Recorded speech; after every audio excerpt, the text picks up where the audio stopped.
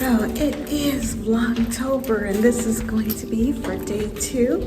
I'm going to go out to a restaurant and answer some questions there. I actually live in a neighborhood with a lot of restaurants, but I hardly ever get out. So let's take a look. I want to show you around.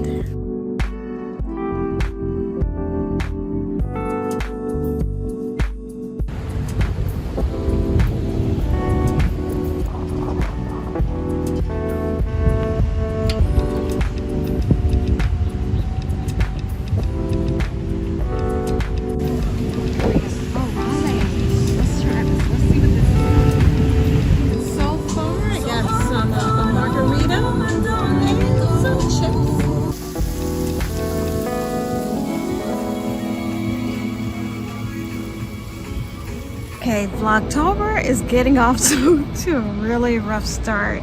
I was trying to go to a neighborhood restaurant and record from there, but the music was so loud I didn't think I would be able to be heard. Then I decided to come back here and maybe go to the pool area. I'm here in the pool area to try to get my recording going, and I've been having a time.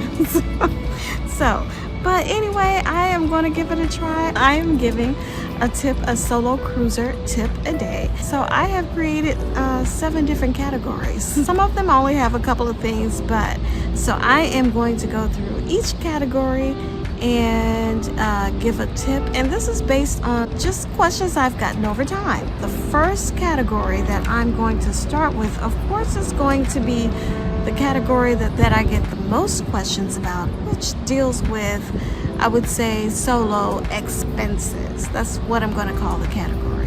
The first question that I'm going to ask is, how do you avoid that double occupancy fee? So from my experience, the only way to avoid the double occupancy fee, number one, of course, is going to be a solo cabin, but I have an asterisk by that solo cabin. The next is going to be to watch for deals, because there are times that, in my experience, where I've seen cruise lines to where they will have cabins without that double occupancy fee. However, you do have to watch out for them. Now, going back to the solo cabins, now I believe in the past, solo cabins were a great deal. It seems like since the restart of cruising, it seems like solo cruising has become more popular. And from what I see, the prices of those cabins, they can now be either the same or even almost even more expensive than a regular size room. Let's say a regular size interior. One thing I will say, the room may be priced the same as the interior, but they may come with different perks, such as Wi-Fi and excursions and dinner. However, because I was looking for this too, when I priced those out, it really didn't seem to be much of a deal for me. Will that come down over time? Who knows? So what I will say is, to avoid the double occupancy fee, you just have to keep an open eye and watch out for, you know, special deals or times, opportunities where things are cheaper. All right, there's a train passing now. I am really having a day. But it's nice out here though. Let me show you the area. So I am out here by the pool area, and I'm the only one out here right now, so it's nice and quiet and peaceful. My advice to people who are worried about the double occupancy fee is to just determine what you want to pay for a particular cruise. And that's going to vary from person to person, because it's going to vary on how many days you want to cruise, what cruise line you want to cruise, what type of room do you want. If you want an interior to balcony, ocean view to suite, that's going to make a difference in your pricing.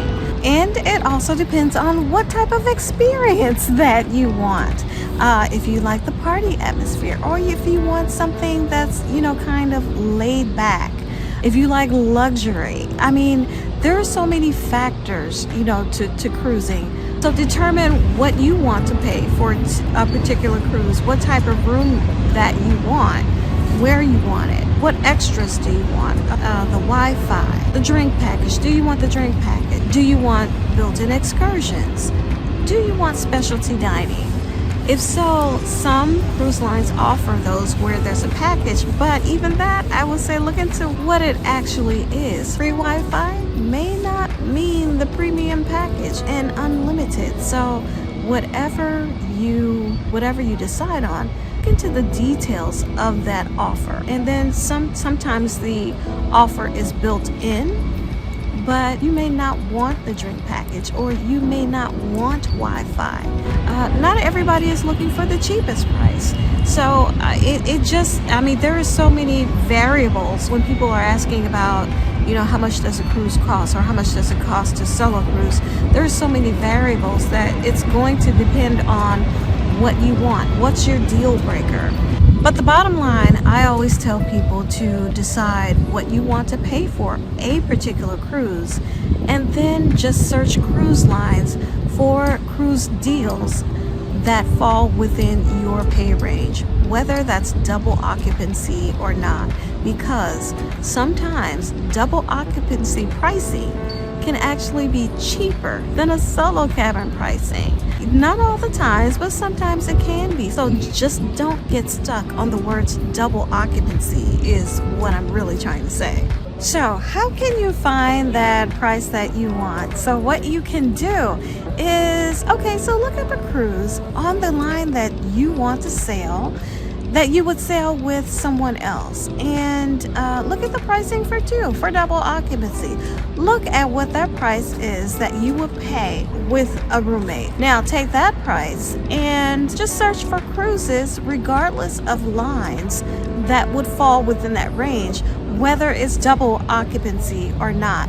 Let's say you were cruising with a friend and a balcony, and it's that certain price range. Well, if you go to another cruise line, can you drop it down a notch and maybe cruise in an ocean view or even an interior for that same price? Would that bother you? Is that a deal breaker for you? Again, so it's like, take what you would pay on a cruise with someone else, take that amount of funds and search for the price of a cruise that you can cruise solo for that exact same price, or maybe a few bucks higher or a few bucks lower, something like that, but within that price range. So that would be my tip regarding avoiding the double occupancy fee.